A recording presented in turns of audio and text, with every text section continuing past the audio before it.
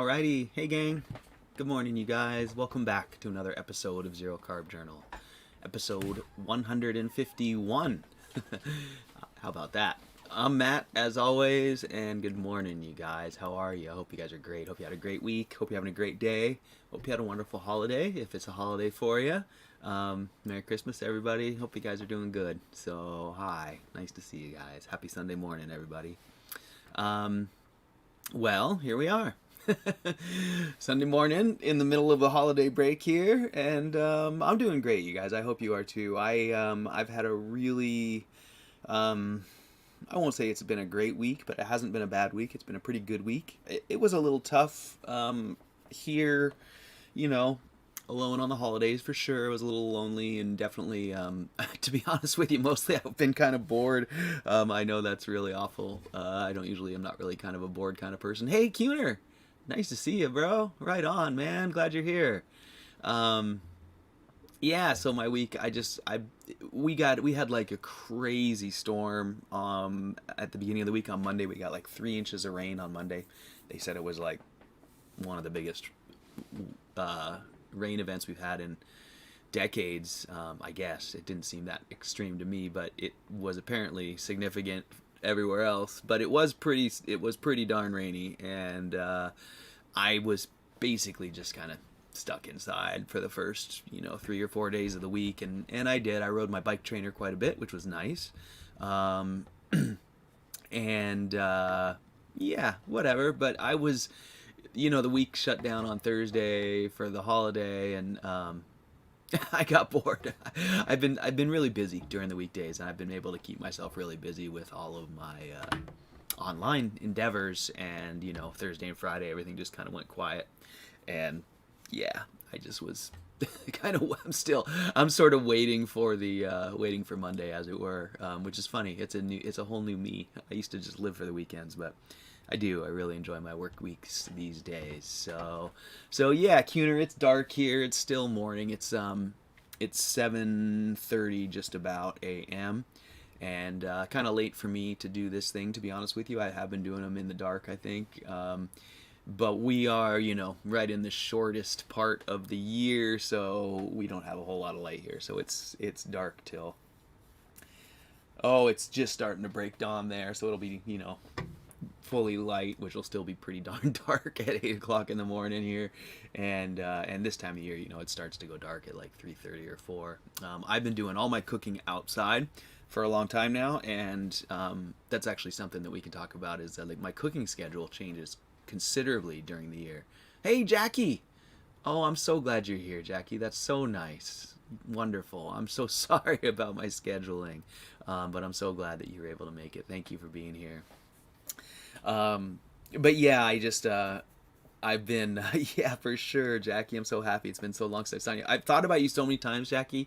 I really want to find out. I think that you probably aren't eating bacon anymore or very often, but I want to find out how that experience has gone for you, because I know for me, I always say like, oh, I know bacon makes me sick, and I drop it, and then every now and then I'll eat it again. So I'm wondering how you've been doing with that. I've been thinking about you over these past few months. Hope you're doing great, by the way. So I forget what I was just saying, but it was something about I don't even remember. Oh yeah, just the weeks and whatever. So anyways, yeah, it's been a good week. It was fine. It was Christmas for me was a little hard, for sure, being away from the family. But it was nice. We spent time video chatting like this, and it was lovely to see them. They all look so good and are doing so good. So it was nice. It was fine. I had an okay time. I wasn't super bummed. I just was, like I said, I was mostly just bored. Which is kind of funny. I laughed at myself for being bored, because I usually have plenty to do, and I can keep myself active. I think I've been wearing myself out a little bit these last months, and I took a break from my stove chat to kind of wind things down. It doesn't seem like it's much, but it adds up on me week after week. And then more than anything, I think it was my workouts and everything else. So I am taking a week off completely from workouts right now as well. I did ride my bike yesterday. I couldn't sit around too much, but I have been trying not to do my resistance workouts and kind of give my body a break. I do a pretty significant weekly schedule and my 90-day goals, and I get to this end of the year and I get, you know, a couple weeks where I like to just try to not be so disciplined and driven, as it were.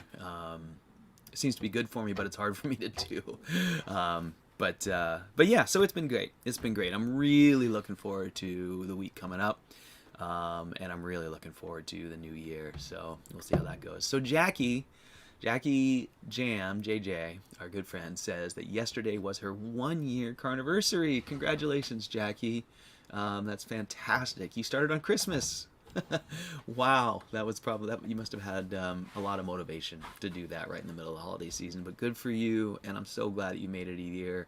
And I know that if you're here after a year, it must be having a significant, profound, positive impact on your life. And I'm so happy to hear that. I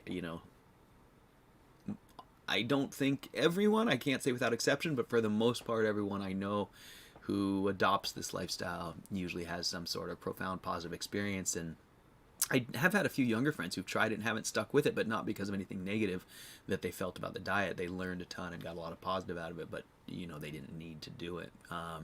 And as they go, they're like 23, 24, and as they go through life, I'll be curious to kind of keep up with them. But Jackie says, I started December 26th and I'm down 50 pounds and feel amazing. Amazing. That's wonderful, Jackie. 50 pounds, that's a significant accomplishment. I'm so happy for you. That's so awesome. You know, I gotta say, you guys, all of you here, I've said it so many times, but your affirmation of this way of eating and everyone, you know, having these same experiences means so much to me. Even after, I'm almost on 4 years. Wow. Even after almost 4 years of eating this way, I still, and especially when I'm alone here, and maybe not in the best mood, you know, I'll start to doubt myself. It's just so natural. It's such a part of our paradigm, you know, and I will start thinking like, well, maybe there's is something better just a little farther on that somehow involves potatoes or kale or something. And it's so insidious how those things creep into your head. And then I just think back and I go, okay, remember what happens when you eat kale? You think how you feel. And then think about how when you eat that stuff for like 2 weeks and how you're going to end up with acne and your skin peeling off from little water blisters between your fingers. And this whole host of other sort of mystery ailments that I had my whole life that are totally gone, you know, and I just am like, oh, right. No, I'm not going back there. So anyways, it's just so wonderful to hear from you guys. So many, so much affirmation. It means a ton to me. And thank you guys for doing that. So, yeah. So there we are. Let's see. Jackie says the other stuff beside the weight loss that really is great. Sleep, excellent. And I primarily eat 80-20 burger patties and sometimes steak. That's so great, Jackie. I'm so happy about that. So, and Jackie says, Matt, you exude health. Well, thank you, Jackie. That's wonderful to hear. You know, it's our own personal experiences are so unique to our experience, I guess, aren't they? Like, I feel really healthy, and when people see me, they say, you look great. But at the same time, I always wonder if it could be better. Like, I'm weak compared to other men. I'm really weak compared to other men. I'm really small compared to other men, and so it's normal. But you know, I watch guys in my fitness things, and everyone, you know, people can do so much more stuff than me, and after so long of working out, I staying as weak as I am. I mean, I'm not weak compared to how I used to be. I'm fairly strong, and my friends are like, "You're so strong for how big you are," or whatever. But I'm not. Anyways, I'm not saying anything bad. I'm totally happy with all of my performance and everything. But I'm just saying there's things that make me doubt myself. Things that make me go, God, you know, you're still not performing where you should be. And I don't know. It's my first time being 51. I don't know what it's like to get old. So I'm like, you know, am I just old? Am I just like do I tire out easily these days? So yeah, so thanks, Jackie. I do, but I wonder about it. You know, I feel super healthy. I don't have any ailments that bother me. I don't have any fatigue or weird symptoms or anything, and I do seem to be capable of stuff. But yeah, you always wonder, So, anyways, there's that. Jackie says, sometimes egg, sometimes butter, not much. Food isn't so much for variety, but for filling the hole. That's awesome to hear, Jackie. Best news is that my hubby is sort of carnivore. I never thought he'd do this, but he is. Oh, Jackie, that's amazing. Thank you for sharing that. That is so awesome. And Jackie says, don't doubt yourself, Matt. There are so many sick and unhappy people at your age who are on the path of unhealthy, and Little Viking Coach says don't should all over yourself. And I appreciate that, you guys. Thank you. Please understand, I'm not I don't really doubt myself too much. What I'm saying is that it's just natural. It just creeps in, no matter how diligent or vigilant or disciplined or confident we are. It creeps in. And we do, you develop your program by shoulds. I mean, it's just sort of the nature of it. I wanted to get more healthy. I decided I needed to start working out, and and then I had to learn about what my options were, and had to choose one. And that never changes, right? Like, it's even though I'm fairly stable in my routine and I'm comfortable with my decisions and all that, I think we all are always constantly evaluating what we're doing. Well, just like my conversation last week about salts and electrolytes, that just is part of the process, is evaluating where you are. And for me, trying to move forward, make progress, and do better and all that. And so I just kind of, like when I'm doing my pull-ups for months on end and I'm not really getting much stronger, I'm like, maybe there's a different angle. Maybe I could take a different approach. Maybe I should be doing something else. I don't know, not should. Yeah, I get what you're saying, Little Viking Coach. Could try a different approach and make more progress. Anyways, that's all I'm saying. Is that it's just part of it. It just comes into your brain and you think about stuff and you wonder. And here's the thing. I'm still here, and I'm still, like, my program has mostly stayed the same. I'm confident that I'm really close to, pretty much optimizing what works for me. But I'm just going to keep pushing always. So, and Kuhner says about the strength thing, adding deadlifts has really helped me. Started doing those at the climbing gym, which unfortunately is closed down once again for a new lockdown. That's awesome to hear, Kuhner. I'm aware of how important they are, and I have, in the course of these 4 years, I've taken different approaches to trying to get myself close to them. I've never done deadlifts in a real gym, so I was reluctant, or I was nervous about them. I had some big old drive lines. I made myself, like a bar, and I put some weights on the end, just whatever I could find. And I did do some cursory light deadlifts at first, and then lately what I've been doing is Russian deadlifts, RDLs, with a 35-pound kettlebell, and a lot of Nordic curls, like hinges, off of my calves, with my feet wedged under something. And so I have been trying to do a lot of that posterior chain stuff, but I know it doesn't replace deadlifts. And so one of the things that's actually on my wish list, but I have a lot of figuring out if I can do it, is I have looked at weight racks quite a few times and thought maybe that's the next phase for me for my resistance training, is to move on to some weights and do deads and things like that. Mostly deads and squats, which I can't really do. Body weight style to much effectiveness. Everything else I feel like I'm pretty much covering. But the biggest problem with the weight bench thing is that I don't really have anywhere to put it or use it, and I don't. I'd have to build another house.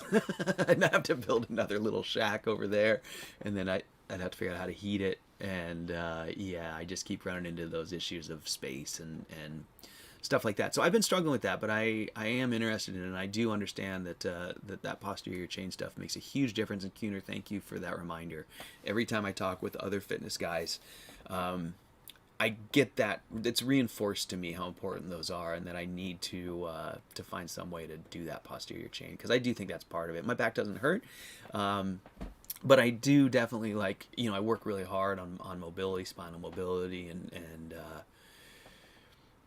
hip positioning and all that stuff. But I noticed that after time, I sort of seem to lose my ability to really manipulate that stuff. And I think some of that is posterior chain strength. So, anyways, there's that. And Jackie's asking about, asking Cuner here about exercise and thinking about going to CrossFit again. And Little Viking Coach says Hex trap bar deadlifts are good and safer on back. Yeah, Little Viking Coach, I've seen those Hex bars. Those are cool, those trap bars.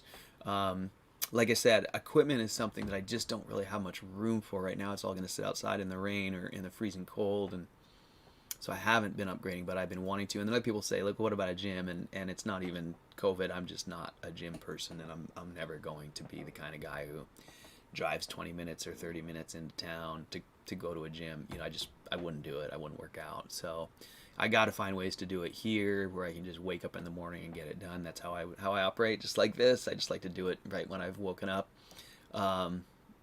So yeah, so I'm not sure, but I appreciate you guys. I do want to get to deadlifts, and maybe I'll figure out a place to do that. I mean, I have my shop down there, but it's unheated and it's way down there. And when the weather's bad, it's like a quarter-mile tromp through the mud. So it seems like it's probably not gonna. I won't be consistent, is what I'm trying to say. I will fail at my discipline if it's not easy to get to. So, anyways, that's all there is to that. But anyways, I've been doing great, and I am happy with. Well, let's take a look. Oh, I got my Christmas pajamas on. Maybe you can see them. I'm happy with this. I feel good. I feel strong. I don't feel like super weak. Like I said, don't feel as strong as I could, but it's all good. I'm super proud of all my progress and everything else, and that's one thing about all this. When I do talk about this, it's very different than it was 4 years ago. You know, at that time I was really unsatisfied with how I looked in my physical condition, and it was a matter of much frustration, and it was a matter of much agony, before zero carb, to try and get to somewhere that I liked how I looked, and I really couldn't do it. I was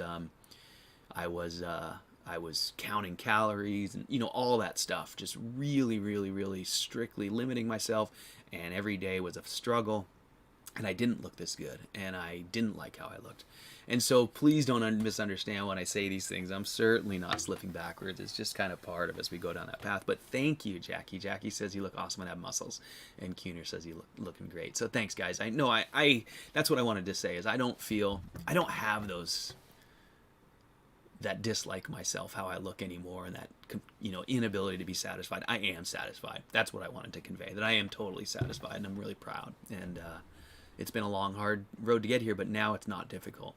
But I would like to keep progressing. I don't really want to get any bigger, though. It is interesting. I think you have to get bigger to get much stronger. So whatever.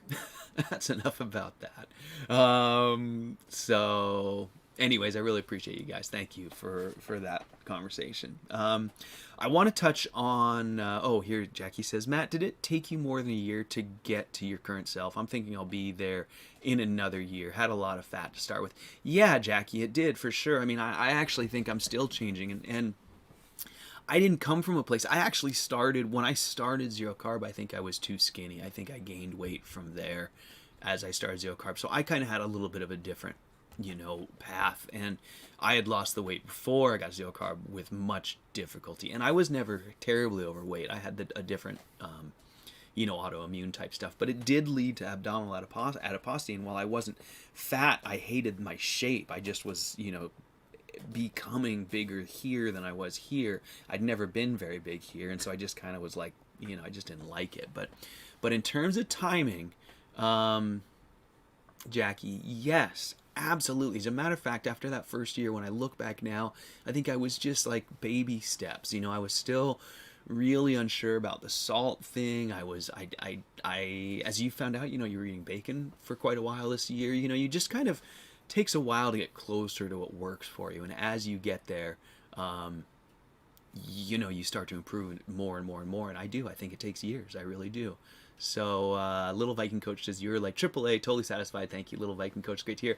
And Josh Heineke, hi from Wales. Josh, Good morning, my friend. Thank you so much for being here. You know, I can't tell you, Josh, how much I've thought of you over these past months and have um, just really, really, really been thinking, sending positive thoughts your way, and really hoping you and your new family are doing well. And more than anything, I'm actually getting a little choked up because Josh, you know, I love hearing very few times, but a few times in my life, a few friends in real life here, and you, Josh, and a couple other people of folks who are, immunocompromised, suffering significantly, and have been for a lifetime from Crohn's or whatever it might be, and then when you find this path, and I just love to hear your journey and hope that it's been successful. And Josh is still alive and still carnivore, and so that's all I wanted to know, and that's awesome, Josh. I'm glad that you're doing that. And like Jackie and I were just talking about, and Jackie, you'll recognize this too. You know, the first, I think Josh is 3 or 4 months probably into the road, down the road here, and that's, you know, it's still, there's a lot going on then, right? Like your body's changing a lot and you're figuring things out, and it's not always rosy. You know, you guys know I still have sick nights to this day. So, and it took a while for me to sort out, like, am I sick? Am I making things worse? Or what is this? Oh, now it turns out it's just, you know, a side effect of the way I eat. If I, you know, I'm not careful, it's not taking me backwards. So anyways, all those things happen. And so, yeah, it's wonderful to hear these reports and wonder how you're doing. So Josh says he's been doing carnivore. My wife too, she has MS and it's been incredible. Her symptoms have gone. Holy cow, Josh. And although we've had a few other digestion and energy issues, exactly. And that's exactly what I was alluding to, was when I started carnivore, I had, you know, I wasn't well, like, for a long time, but it was changing my digestion and energy issues, as you're talking about. I was having digestion and energy issues, but they were different digestion and energy issues than I had been having due to my Crohn's or whatever. And as those things changed, I started to see the light at the end of the tunnel, and so I started learning how to manage those new symptoms. And as you guys have been on my journey with me, so for me, you know, I found out what types of things cause that. Too much gristle, in my opinion, in one sitting, too close to lying down, you know, little things like that. So, but finding that path through there has gotten me, you know, consistently and progressively better, incrementally as I go. So Jackie, 1 year in, you've got a ways to go, but you're well on your way. And the fact that when you get to that 1 year, you start to be able to make more significant decisions, like in the first month or two, you know, it's really hard to say, I'm dropping salt, I'm never eating salt again, or even coffee, or, you know, you still have these attachments to things. And at a year in, you start to lose some of those, and it's much easier to say, yeah, you know, maybe bacon, no big deal, I don't need it, it makes me feel not that good. So, you know, I think that as you go down this road, it just gets better and better and better until then you get to 4 years and you start to be like me and you go, man, it's so good. Am I missing something? You kind of forget how bad it was. And so, yeah, so it's just a natural progression. There's natural doubt. There's all of those things. But man, Josh, awesome, man. Congratulations. Thank you so much for your open mind. I'm just so happy for you and your wife, man. This has changed my life so profoundly, and of course I do it alone, and it's difficult. And I always think that if you have a partner and you guys can get on the same path, man, you guys are destined for greatness. You know, because the biggest struggle is, for sure, the social aspect, and for sure, anytime I fall off, it's because, you know, someone invites me to go do something, and even though I know better, I make accommodations and whatever. So, super glad to hear from you guys. Thank you so much for sharing those awesome stories. That is amazing, Josh. And Jackie says, yes, agree, Matt. The first 4 to 5 months, I didn't see a lot of change, but then all of a sudden, lots of changes. They just keep going. Yeah, just keep going. That's the advice, Jackie. Just keep going. And Jackie says, especially when you suggested I drop the bacon, and yes, big changes thereafter. So that's fantastic, Jackie. I love to hear that, and that's just part of the path. You know, we just have to go down this road and figure out for ourselves. And you're not capable, I don't think, when it's in the first stages. You just have too much attachment. The old paradigm was so strong in our brain that there's just a lot of doubt and second guessing and a lot of sort of meandering down that path. So there you go. So Little Viking Coach says, do you ever do breath work? And yeah, Little Viking Coach, I think you and I have talked about this before. But when I first started this, I got pretty into Wim Hof, and I spent quite a bit of time focusing on breath work, and I didn't do much cold immersion, but I was kind of, I spent a lot of time in cold immersion in my surfing. So I was really like interested in, I think I've talked about this, and I could go on about this for hours, so I'll try and keep it short. But all of my life, as a very young boy, I used to love, I've just been a water dog, right? Like I felt better in the water, and in particularly in cooler water. I grew up on an island in the middle of a lake. We didn't have a water ski boat, but all my friends did. And I used to love nothing more than to go water skiing early in the morning. We'd go before school. We'd go in the winter. The water was like 40 degrees. I mean, it was freezing cold, and I'm 16 or whatever years old, and loved it. And one of my observations way back then, when I was 16, and I'll never discount this again because I ignored it for 30 years, was that, so I always had constantly diarrhea when I was a kid, and I would just drink coffee. When I was 16, my mom got me excited about coffee, and I learned that if I drank coffee, I could have like 3 or 4 visits to the bathroom in the morning, diarrhea, and then I would usually make it through a few hours at school. I thought that was normal. That's been my whole life, always. So I thought that was normal. But what I noticed was if I went water skiing, cold water in the morning, first thing in the morning, I used this phrase, and I would say it to my friends back then. I didn't understand what I was having to say. It's like my guts tighten up and it squeezes everything together. And you know what? I would actually have solid bowel movements like 3 hours later, and just one, and I wouldn't have diarrhea. And so I really latched on when I learned about Wim Hof, and I learned about breathing, and I learned about cold water, and I learned about all that inflammation stuff. I was like, holy cow, like my whole life, if I felt like my guts were unsettled and I was looking at the surf, I could put on my wetsuit and I could go out in the surf, and it would settle everything down. All my life I've been aware of this factor. And so yeah, I got pretty far off there on breath work. But yeah, I believe very strongly in breath work and inflammation suppression via cold exposure. And those things kind of made a big difference for me in those early days. As I got farther down carnivore, I will admit that I have, cold water I still do, and I still get that same feeling, but I don't need it anymore because I don't have that. I don't have diarrhea 10 times a day like I used to, where I needed to seal things up, as it were. And breath work I've just been sort of neglecting, which I think I would like to get back to, but I don't have those same, I'm not in the same state. Back then I would do breath work because I would find myself like pre-syncope. Like I could tell my inflammation was making my blood pressure crazy high or whatever it was. But I could get back to it, and I'd like to. But I really enjoy it, and I really believe in it.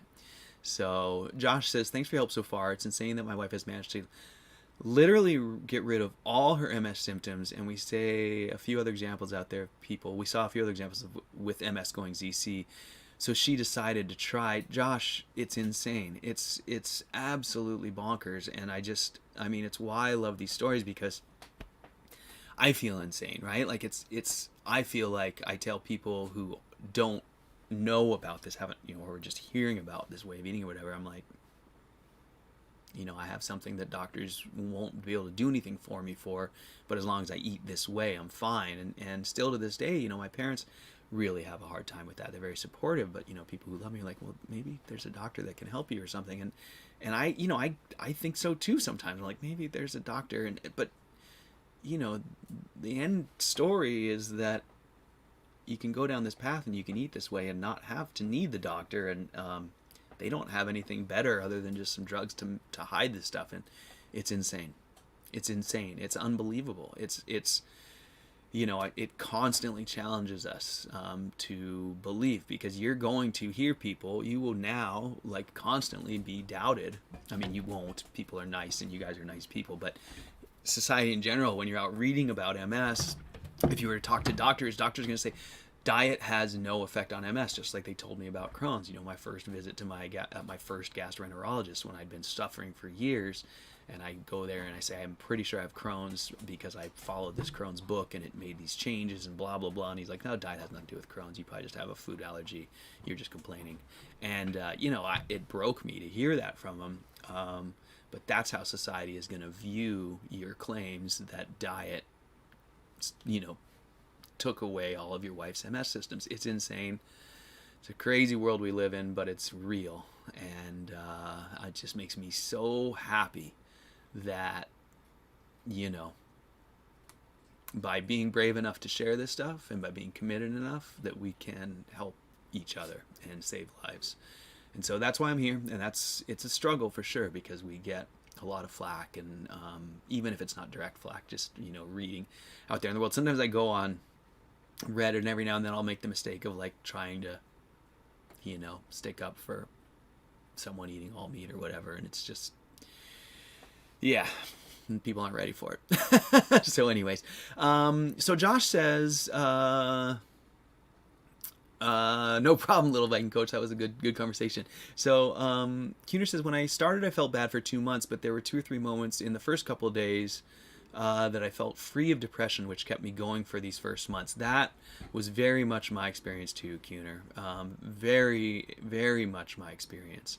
I really wasn't, like, if you'd seen me a month or 2 after I started carnivore, and I said, I'm starting carnivore and I think it's going to help me, you'd be like, I don't know, dude, you're not looking so good. I had a pretty rough transition. I was sick a lot. There wasn't much that agreed with me, and I wasn't sure what to eat, so I was eating like ham and stuff, and I wasn't doing very good. It took me a while for carnivore to really make significant improvements, but like you said, there were glimpses of things that I'd never experienced before, and the biggest one for me, I think, probably was my depression as well, where I just was like, that feels totally different. Like, I've never felt this way in my whole life. Like, I'm not happy, but there's not a dark cloud hanging over me. Like, I can think straight. So that was a big deal, and it does take some time, and I'm glad to hear that you're having the same stuff. So Jackie says, going to check out the breath work, Wim Hof. Yep, you spelled it exactly right, Jackie.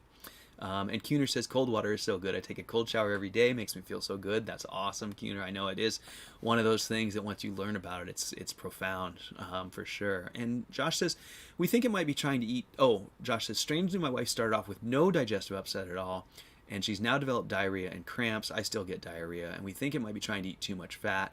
Can I ask, how much fat can you cope with before you suffer, Matt? Yeah, Josh, of course. I'm happy to talk about that stuff.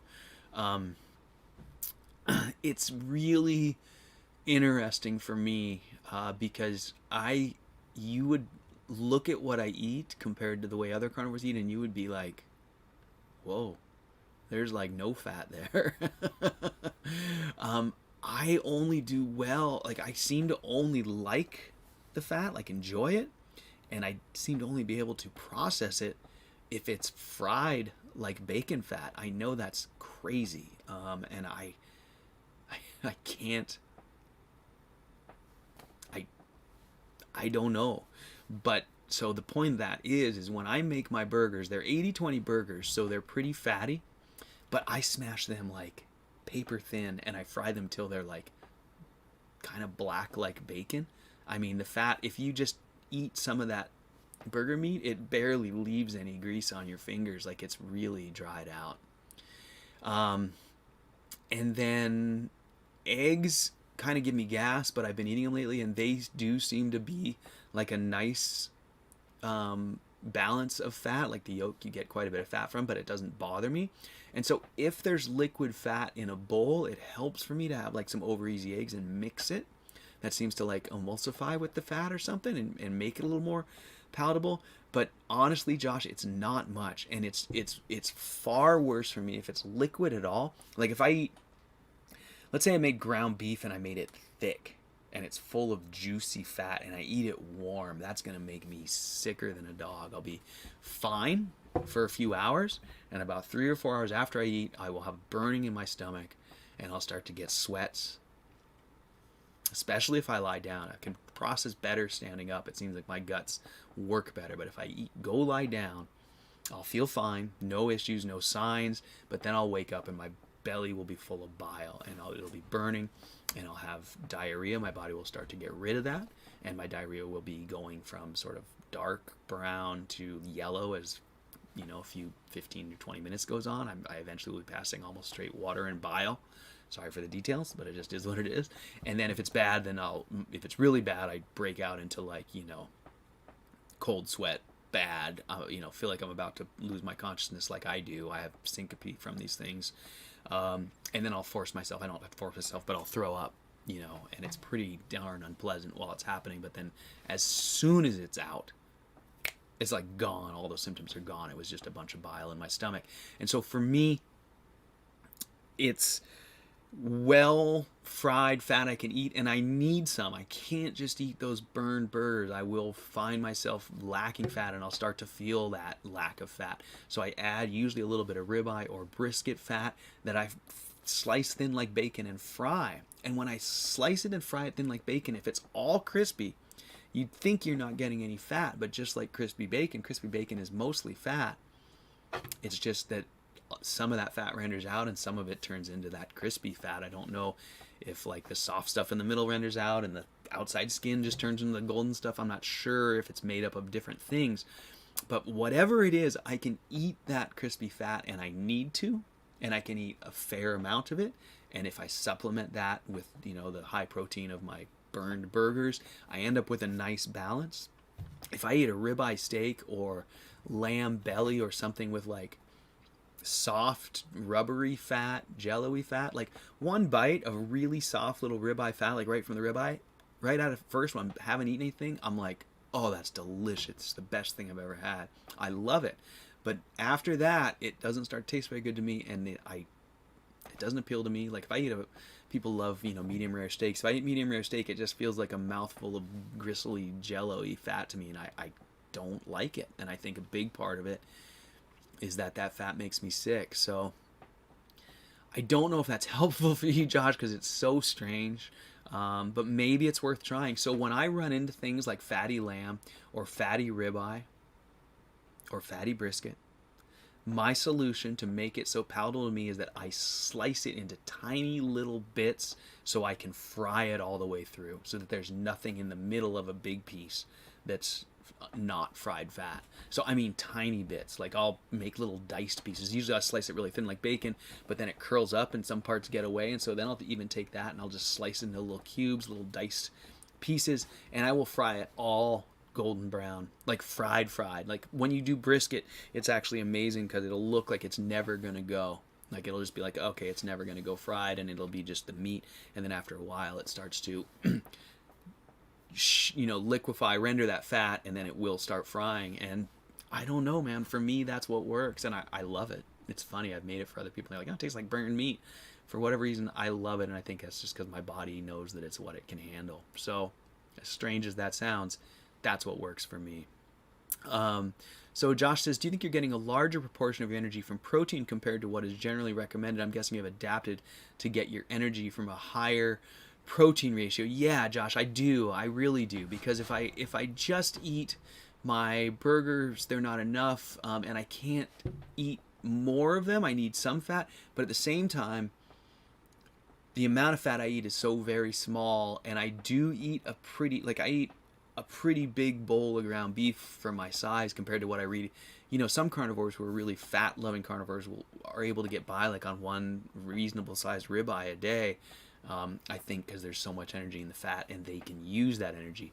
But I can't do that. I eat an enormous pile of basically dry hamburgers with a very little bit of that fried fat next to it. And so I think I'm probably using protein for energy. I believe that's probably true. So yeah, Kuner, I love the sunrise in the background, for sure. This is a cool time to stream. And yeah, Jackie, I have found what works exactly for me, and you'd love to see more of my cooking videos. And I gotta be honest, I haven't shared any cooking videos because I'm embarrassed. I mean, I'm not gonna lie. I even in the carnivore community, that thing that I do that I just talked about, cutting all of my meat into tiny little bits and frying it into where it's black, really upsets some people. I actually had to, I ended up, taking some comments out of the chat because people were just like, why are you doing that? And I've explained a million times because it's what works for me, and anything else makes me sick. But people are like, haven't you read about cancer and overcooked meat and blah, blah, blah? And yeah, I have.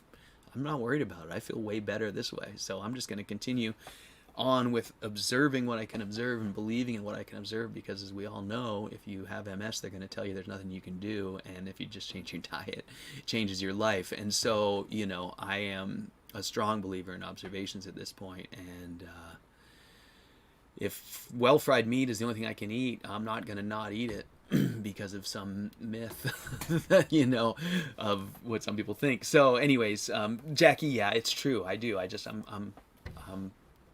I'm sensitive about that stuff. I recognize that it's really different than they accepted.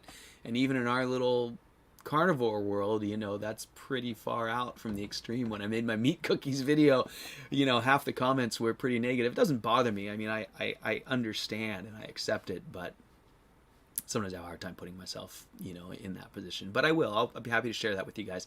Like I said, I would do it if there was more info there, but there isn't much info to share. It's like, I just cooked the living crap out of my meat. You can do it too. But maybe I will share with you, Jackie, for sure. What the heck? I'm not doing much else, right? So anyways, Jackie says, I think listening to our bodies is the way to go, and to know how to prepare food that works. I have the same issue with steaks. Can't handle the fat and gristle. That's awesome to hear, Jackie. I really love to hear that from other carnivores, because so often we just hear these praise for people eating their ribeyes, and sometimes it makes me feel, I don't know, like I'm missing out or something. I do. It's funny though, because like I said, like one bite of perfect ribeye is awesome. Like sometimes you get that fat that just tastes like, I don't know, like candy. It really does. It tastes to me like what I, in my mind, like old super delicious chocolate peanut butter thingies taste like. I don't know how that happens. My brain transmits that ribeye into that thing in my brain. It tastes that good, but only one bite. And then I want the dry pieces. And I've cooked ribeyes perfect. Even these last few weeks, I bought a ribeye and I cooked it perfect. I ate a few bites, and then you know what I did? I put it in the refrigerator, and then the next day I took it out and I sliced it thin and I fried it up so I could eat it all the way. So, it is what it is.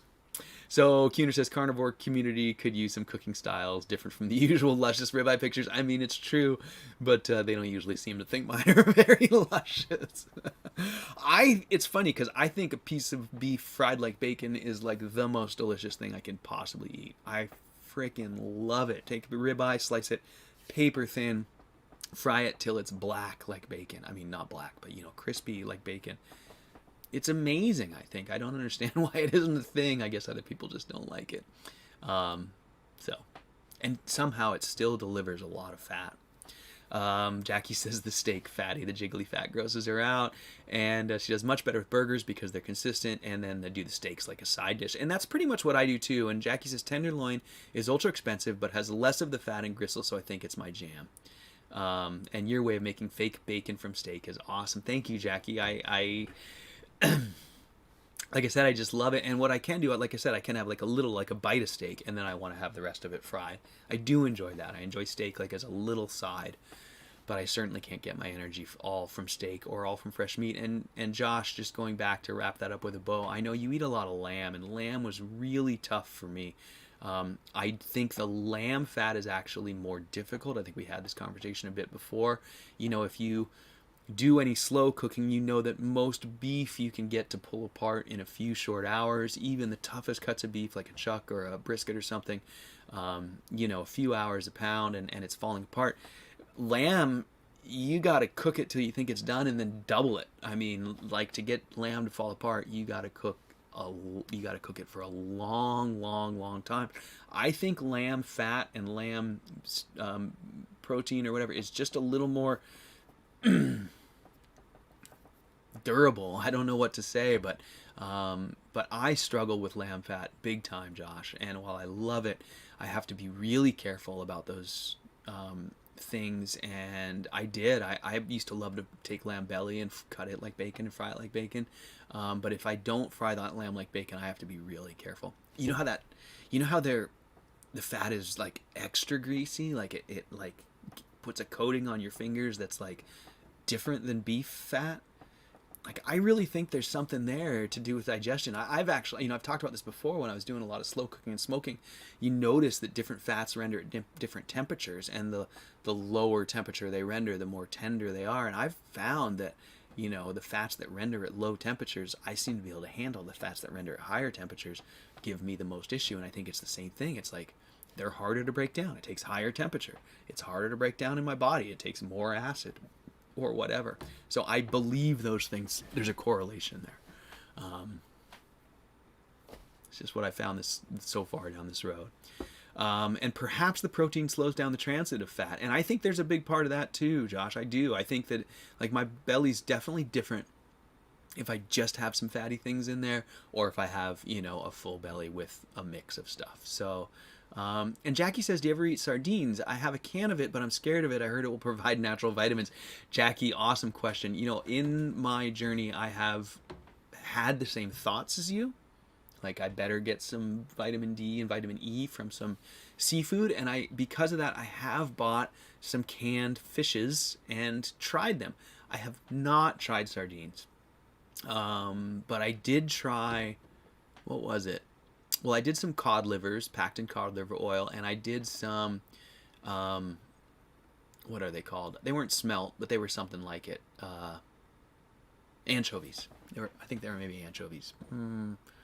Maybe they were smelt. I think maybe they were smelt. Anyways, whatever they were like a really oily, small bait fish.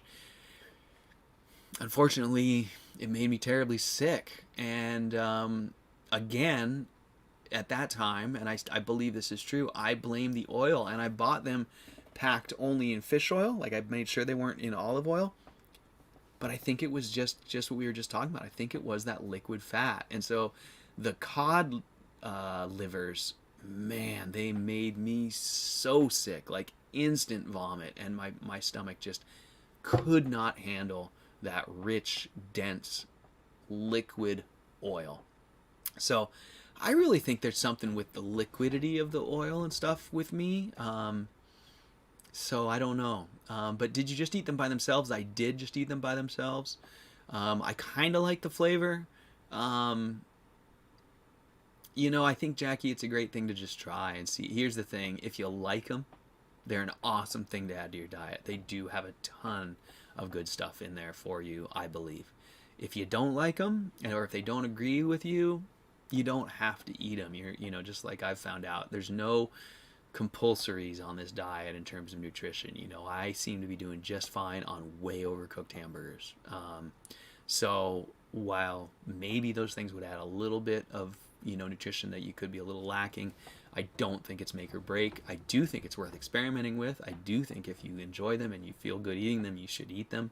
But it's not something to worry about if you can't eat them, which is where I was. I was like, oh, I really need these things. Oh, I can't eat them. Now what am I doing?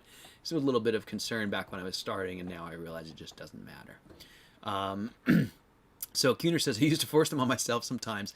Cod liver too, but I'm not convinced I really need them. I do love some smoked salmon or trout every now and then. That's awesome to hear, Kuhner. That's so funny. It's exactly my experience, exactly my path. I said my spiel and then read your comment, and we said the same thing. And I didn't add that the seafood that does agree with me and that I like the most is pink seafood. So salmon or trout are my absolute favorite, and I prefer them smoked. Again, the fat seems to be rendered just right.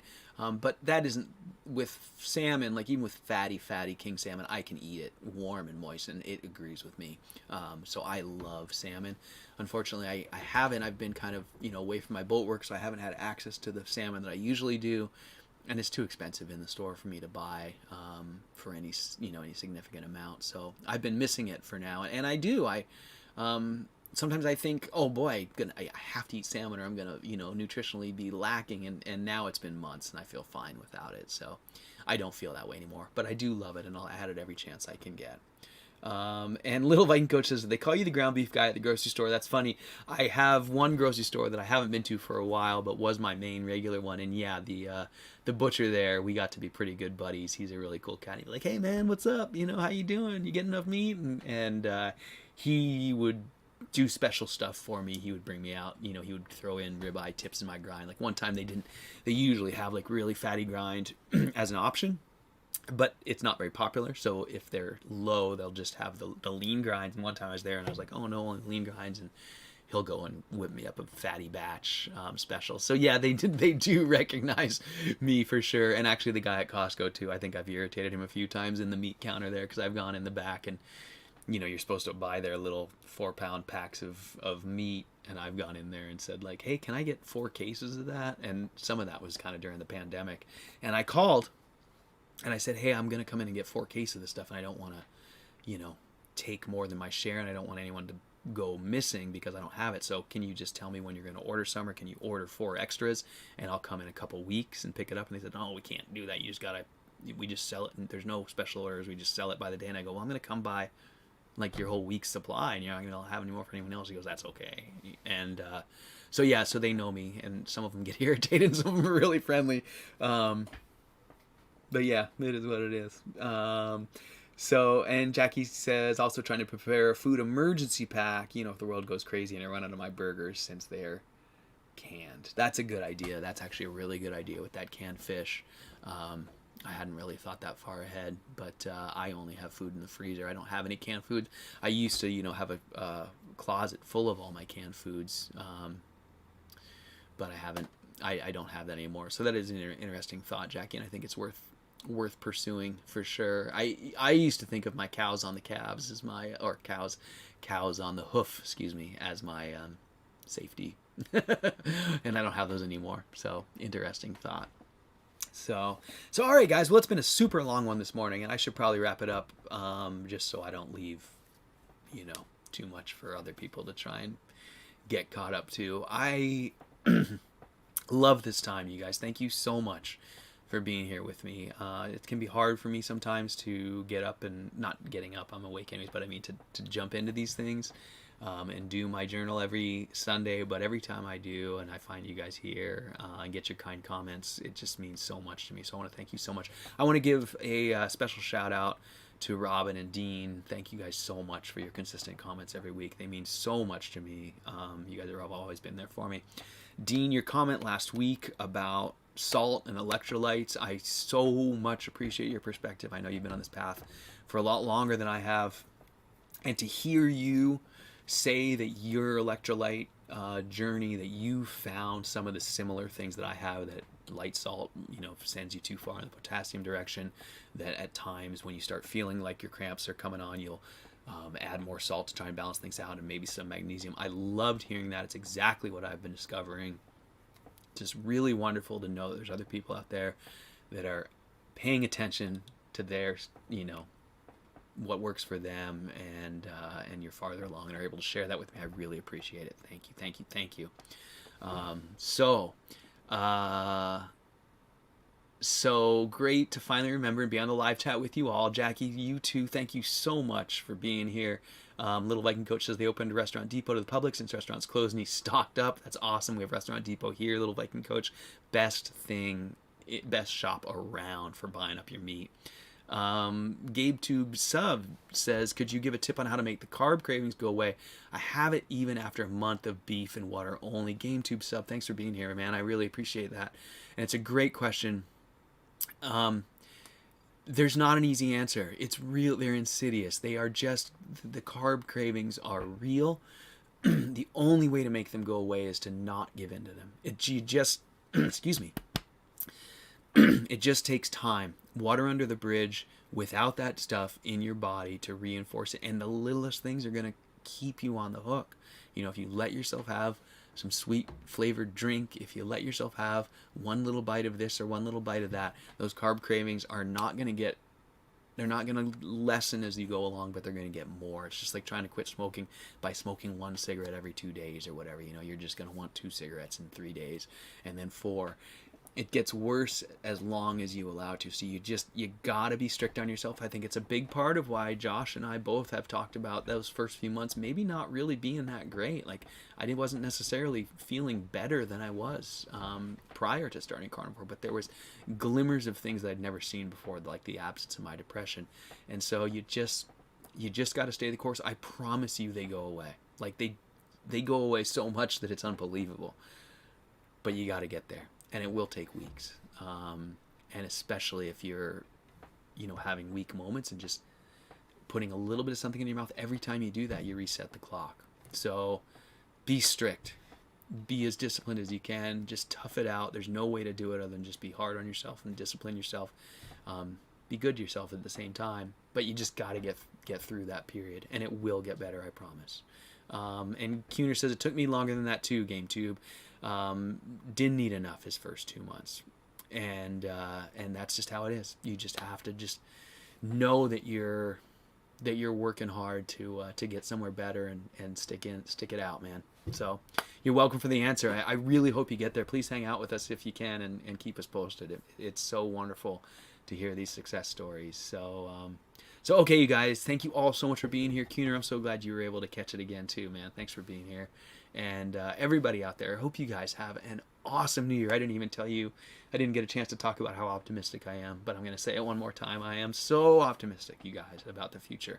Everything, like the way I'm feeling, my personal health, the whole world's health, just everything, I think we're going to have a way better 2021. I can feel it, and I hope you guys all kick the year off with that in mind, that we are making progress moving forward, staying positive, and we're going to make this place better for all of us as long as we just keep sharing, keep believing, so there's that. All right, you guys, have an awesome week. I'm working on my goals this week too, Jackie. I'm going to be sitting down thinking about them, writing them all down. I'll share them with you next week. Maybe that's what we can do, is talk about our goals. And thanks, you guys. You guys mean so much to me. Thank you all. Happy New Year. All right, you guys. Have a great week. Have a great day. I'll see you next week. Bye, you guys.